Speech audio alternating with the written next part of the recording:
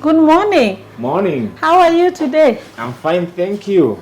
Good morning, Chief. Morning, madam. How are you? I'm fine, thank Habari you. yangu? Nzuri. Tumefika. Karibu. Asante. Karibu. Have a seat. Asante, Karibu Chief. sana. Yes. Yes. Hello, viewers, and welcome to Mworia Network. And you have a very good morning today. And we are in Ngong, visiting Chief of Ngong Town. And we are following up with something that we met with them last week. Viewers, if you have not subscribed yet to our YouTube channel, please do it so that you will not miss any of our very intriguing, inspiring, and educative episodes. And here I am today. Welcome, Chief, to our show. Thank you very much. Yes. And also welcome to Ngong. Actually, my name is Stephen WACHIRA. I am the Assistant Chief of ENCHORRO EMUNY sublocation. ENCHORRO EMUNY sublocation is a sublocation in Ngong location. And thank you and welcome. Thank you, Sub-Chief Stephen WACHIRA. The sublocation is called the ENCHORRO EMUNY sublocation. Yes. In Ngong Town. Sure. Ngong Town location. Ngong Town, not Ngong Town location, it's Ngong location. Ngong location. Ngong Town is just a town within the location and within the sub-location. Okay, thank you so much for giving us the opportunity. We just decided to pay a courtesy call on our line of duty. Doing community work, and we know the basic community work starts with you as a Chief. And Chief, we realize that this is like 8 a.m. in the morning and you're here. What time do you get to the office? I always get to the office few minutes to 8 because I'm supposed to be in office from 8 up to 5. That is the time that you're supposed to be in office. So I have to make sure that by 8 I'm in office because you find that this is a busy place. Yeah. And we have so many issues. And even at that time, you'll find people streaming in for assistance. Wow. Yes. Wow, I'm glad. People always have this perception that government offices, they come to the office when you come, but we are here before 8 and you're here. This is very impressive. So, Chief, Sub-Chief of ENCHORRO EMUNY sublocation, maybe you talk to our viewers today. A lot of them, they don't even know the work of a chief or a sub-chief or how you work, or because during my work, for my community work, people ask me, where do I report this? And then I decided, no, we should talk to a sub-chief, which is almost the smallest unit, so that people can understand the work of a sub-chief and what you do. So can you tell us what the work of a sub-chief? Good, and thank you. Actually, the work of a chief is broad, and but it can be subdivided into different jobs, because, for instance, we are the representatives of the national government at the ground level, but we don't also work alone, because for us to meet the needs of the national government. For instance, we are the people who help the national government in the implementation of its roles. For instance, for now, you have had the president and the deputy president are always on the TV telling us to make sure that we eradicate the usage of alcohol and drugs within our societies, which we are doing, and we are really up to task and making sure that that thing is normal within our societies. The second thing is issues of schools. You see, we have the roles that the national government do on the ground, like schools, education, matters education. We have to make sure that all children get education, go to school. So we do mop-ups, we go to villages, make sure that all aged going children attend schools. And also we make sure that the schools are running well. If there are any issues, we report and make sure that those ones are handled. We also deal with issues security, making sure that we know who are perpetrators of security and we report them to the police. We work hand in hand with the National Police Service. We make sure that those people who are causing problems, stealing, are reported, and maybe they are brought to book. And also we deal with issues of families like succession. If somebody passes on and he has left, once somebody dies, there's that issue of succession. That one is done from the office of the chief up to the ACC, formerly known as the DO, then to the DCC, and then the issue of subdivision of property that was left by the deceased person. That one is from the chief's office. And also we deal with the issues of what we call it, disputes, solving of disputes, land disputes, family disputes. Actually, I would term the chief's office as a small court, whereby those petty issues or civil cases are brought to the chief, and then we handle them from the chief's office and make sure that they are solved. Others that we are not able to handle, we forward them to the relevant authorities. And there's so many works of a chief. Those are just a few, but to mention. Wow, Chief, you might think they are small things, but a lot of people don't know. Actually, you are the government at the ground level, and you do those implementations you have just said. And during those implementations, how do you do it? How do you reach the persons in their homes? Do you just go there? How do your messages? How do you disseminate the information to the people? Good. Actually, we don't work alone, like I said. We work using community policing committees. Like now, for instance, in my sub-location, I've divided it into 10 villages, and each village has a community policing committee.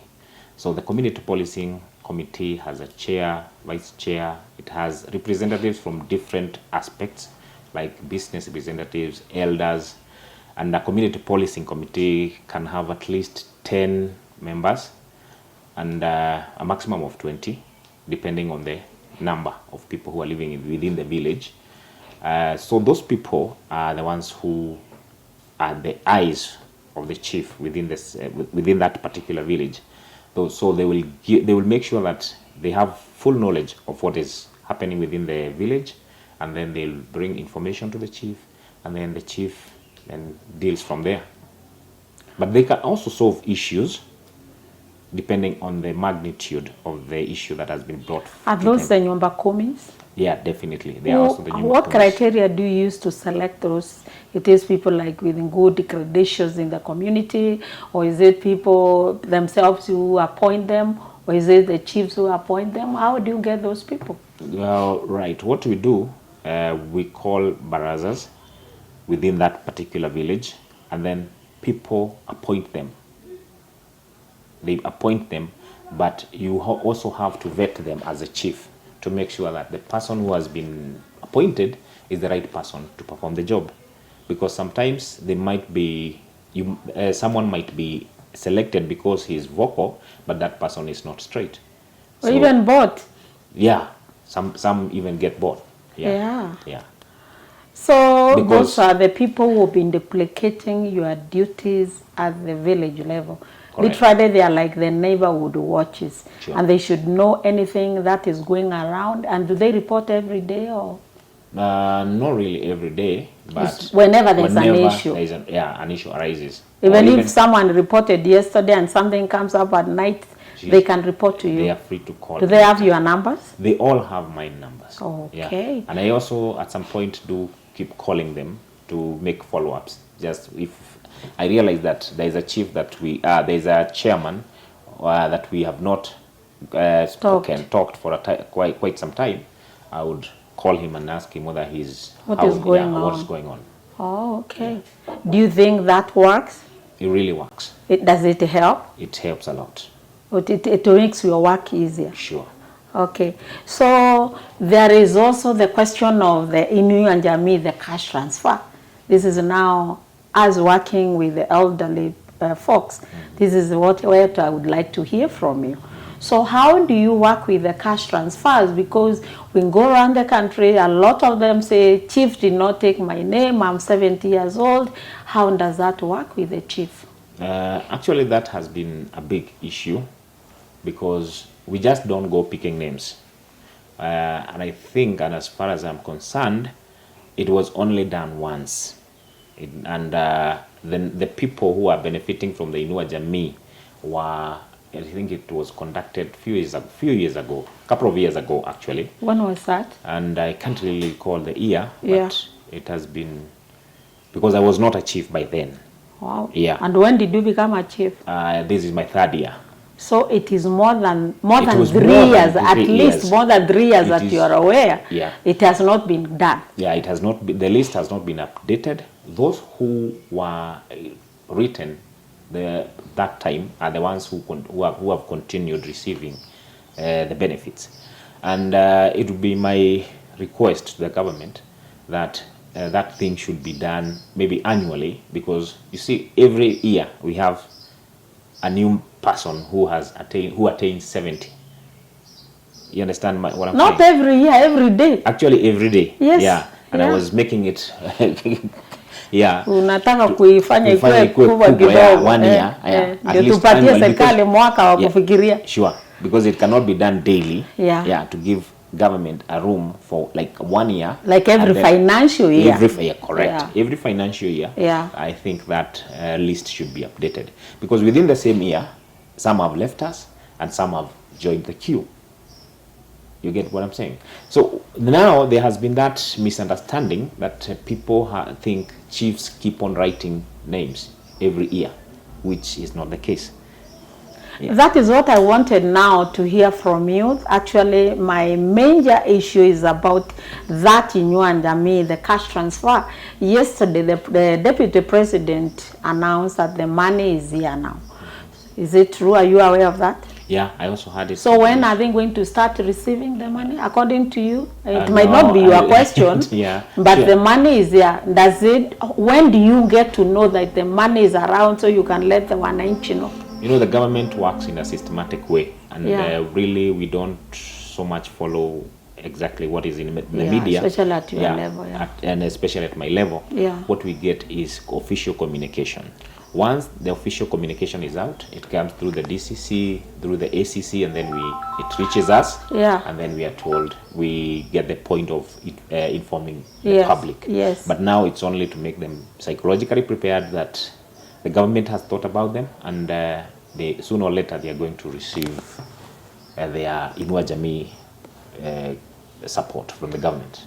So if this filing of the 70 years old has not been reviewed for many, many years, and we are very sure that many people have died, does that money just come as from the first initial, or you don't know? I have no idea. You have no idea. Yeah.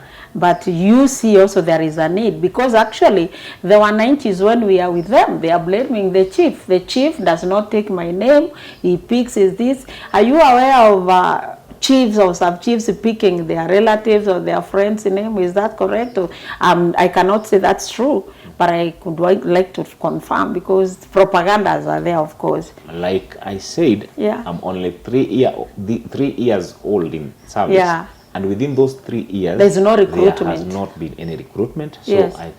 So there is no chief who has written anybody's name. Yeah. So even if he wrote, he didn't take them anywhere. Yeah. Even if he wrote, he didn't take them anywhere. Because there's been no circular to say so. Correct. Okay. Yeah. So I hope viewers, you can hear that. There's not been any recruitment for maybe as much as like 3 years when the chief has been around. And so we don't blame the chiefs. Chiefs wait for circulars, and but he thinks it's a good idea if we can start now cleaning the register and like bringing people on board who are 70 years. Yeah. Because it is quite unfair, chief. You're already 70 years, you are like, when am I going to get it? Actually, our retirement age in Kenya is 60 years. And imagine you wait for 10 years And then when you reach that 70 years, then you are not given what is due for you. All right. So that's something that we can follow up. Now on the issue of the elderly in your location, are you experiencing any elderly abused in, like the other day we are on the International Abuse Awareness Day for the elderly, and actually that's why I got to meet you. Do you experience such things in your area of work? Actually, allow me first of all to thank you very much for having chosen my area of jurisdiction to be the place where we commemorated that day. Where we did the international event. Yeah, where we did the international event of elderly awareness. I used to see that, I only used to see that through the media or the social media, but I never thought it had that impact. And it was an eye-opener to me and also to my area residents. And as a matter of fact, for the many that I've met, they were very appreciative of the move. And I would wish it happens every year. And you're very much welcome again to come and hold it here. Going back to your question, I would say it was an eye-opener. And yes, there are some issues of elderly abuse. We cannot put it under the carpet and say there isn't. There are, although they have not been so pronounced. So pronounced. Yes. But they are there. Definitely they are there. Do you know what we call the abuses for the elderly? Are you aware? At least you can note a few down. One is physical abuse. Physical abuse. Where you can have the elderly, like they are being beaten, they are being pinched, they are being kicked by either relatives, friends, or neighbors, or strangers. That is physical abuse. Physical abuse. The other abuse for the elderly, chief, like when you're on your duty, you should know there is also sexual abuse for the elderly. Okay. And it can be both for men and women. Even men get sodomized, and we have on those cases. Those are things we should be looking into. The other abuse is neglection. Families have neglected the elderly, the communities have neglected. There is also self-neglect. Self-neglect. The other kind of abuse, chief, it is emotional abuse, where you abuse people emotionally. You are not beating them, you are not neglecting them, you are not sexually abusing them, but the way you treat them emotionally, you make them feel like they want to die now, or like they are not worthy living. That's another kind of abuse. There is also financial abuse, chief. We're talking about the cash transfer. Maybe this is something also as a chief or chiefs you should be looking into. A lot of these older people, they don't even have phones. So they use their relatives, their children's phone number, because this money comes to the phone. And also caregivers, eh? And the caregivers, when it comes there, a lot have complained that I received only 500, I received 200, because it is not their phone. So make sure this is something maybe you look into consideration, making sure that this money reaches these people. So they are denied. You talked about, you also solve the family disputes for inheritance. Sometimes these elderly people, they are even killed, they are even battered because someone wants to take their title. I'm sure you have experienced that. Someone, a son or a family member coming to sell their shamba, they have not involved them. Make sure the elderly, they're involved in the decision-making table because this is their property. Yeah. Just because you are old, you don't want people to come and grab your property. And maybe, chief, in the area of also financial abuse also, there are those maybe retired, they even have bank accounts. Yeah. And then you find someone telling their dad or their neighbor, make sure you sign, and they transfer all their money to people. These are some of the rights, these are some of the abuses you need to let the elderly know. So just a few will come more to the ground to work with you. But as you hold your meetings, your barassas, these are some of the things they should be knowing about their rights and how they are being abused. And who is an abuser? Abuser could be a family member, it could be a neighbor, it could be a relative, not necessarily a stranger. It's someone who lives with them. It could be a caregiver. You could be thinking your money is coming, unatumia baba yako na mama yako pesa. The caregiver, a lot of them, they kill them. Yes. So taking care of the elderly, it's not just also money. Good. Yes. So, Chief, what you do tell other chiefs in the country now, talk to the camera, look at that, and tell other chiefs, from your experience of what you saw from the national event that was, I think, the first or the round one in the country, you got to see it not on the social media this time. What you do tell the other chiefs or sub-chiefs in the areas in the country? All right, thank you. My message to my colleagues, my fellow chiefs, is to tuwajibike, tusaidie wakongwe. That means we should be in the front line assisting our elders and our senior citizens, because they came before us. They are our parents, they are our grandparents, and they have done a lot in making or in the process of making us who we are today. So it is our turn now to give back to them, make sure that we are giving them enough support, we are assisting them wherever we can, so that we can also get blessings from the Lord above. Because actually, without helping them, then we'll be asking for cash, and that is definitely what we don't want. That is pretty much what I would tell them. Thank you. Thank you very much, Chief. Maybe the last one is, maybe you let us know or let the viewers know if there are challenges as a sub-chief or a chief you'd be having for you to prevent you from performing those things we have said to our elderly. Is there any challenges that you think would prevent you from taking care of a neglected older person, abused older person, emotionally abused older person? Are there challenges? Is there anything that would prevent you from maybe doing that, so we can look? Do you have any challenges?